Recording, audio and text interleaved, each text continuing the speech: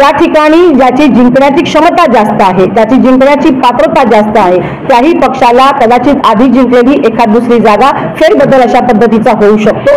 मात्र या संदर्भातला सर्व अधिकार हा शिवसेनेचे पक्षप्रमुख माननीय उद्धवसाहेब ठाकरे, राष्ट्रवादीचे सन्माननीय शरदचंद्रजी पवार आणि काँग्रेसचे वरिष्ठ नेते जे आहेत ते घेतील आणि त्या संदर्भातला निर्णय लवकरच कळवतील। महाविकास आघाडीच्या जागावाटपाचं जे काही सूत्र आणि तंत्र हे आता सुरू आहे। मला वाटतं मातोश्रीवरती सातत्यानं या संदर्भात शिवसेनेच्या संदर्भातल्या बैठकांचं आयोजन केलेलं आहे।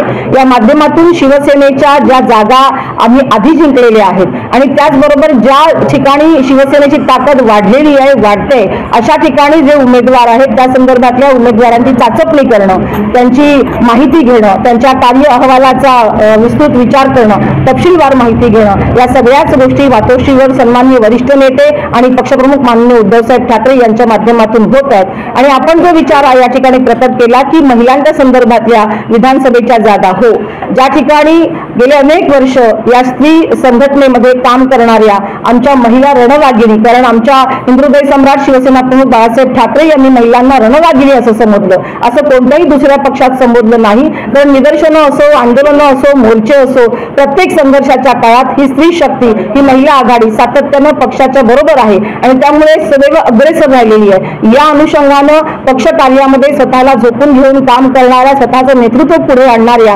काही महिला काही विधानसभेमध्ये खरोखरच आहेत आणि त्या अनुषंगाने त्याचेही अहवाल सन्माननीय पक्षप्रमुखांना गेलेले आहेत। या संदर्भातल्या ज्या काही गोष्टी आमच्यापर्यंत पोहोचल्या त्या सुद्धा या आढावा आणि अहवालाच्या निमित्तानं सन्माननीय पक्षप्रमुखांपर्यंत पोहोचवणं हा सुद्धा या यात्रेचा भाग आहे। आणि मला खात्री आहे शिवसेना हा पक्ष नेहमीच महिलांचा सन्मान करणार आहे, शिवसेना हा पक्ष नेहमीच महिलांना संधी देणार आहे, त्यांचा गौरव करणार आहे। त्यामुळे त्यांच्या कर्तृत्वाला संधी या विधानसभेमध्ये नक्कीच मिळेल याची आम्हाला खात्री आहे। त्याच्यानंतर ज्यांनी स्वतःला खूप आम्ही महिलांच्या बाजूने आहोत, हिंदुत्ववादी आहोत आणि बऱ्याच काही पोकळ घोषणा देऊन ते सत्तेवर बसले, या सगळ्यांचा विचार जर आपण केला तर आपण सगळेजण पाहतो गेली अडीच वर्षामध्ये महिलांवरच्या अत्याचाराचं प्रमाण अतिशय वाढलेलं आहे। पण दुर्दैव या गोष्टीचं वाटतं की महिलांच्या बरोबर आज कोणत्याही प्रकारचं वय हे अत्याचार करणारे नराधम पाहत नाही। ती बालिका आहे, ती युवती आहे, ती महिला आहे, ती अगदी 85 वर्षाची वृद्ध आहे आणि या संदर्भातले अनेक अत्याचाराचे प्रसंग, अनेक अत्याचाराच्या घटना या सातत्याने मीडियाच्या माध्यमातून आमच्या समोर येत आहेत।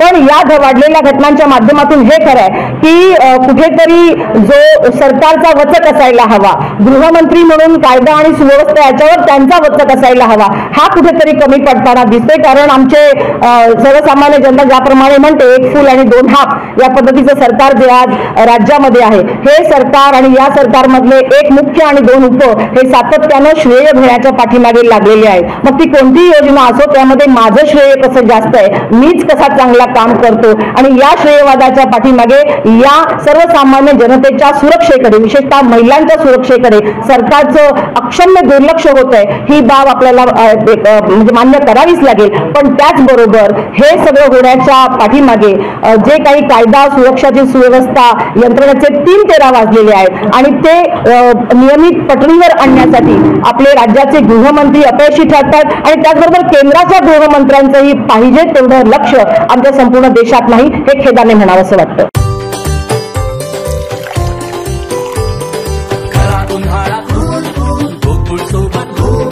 गोकुळच्या ताक, दही आणि लस्सी सोबत हा उन्हाळा बनवा अधिक टेस्टी, अधिक कूल। गोकुळ सोबत गोकुळ।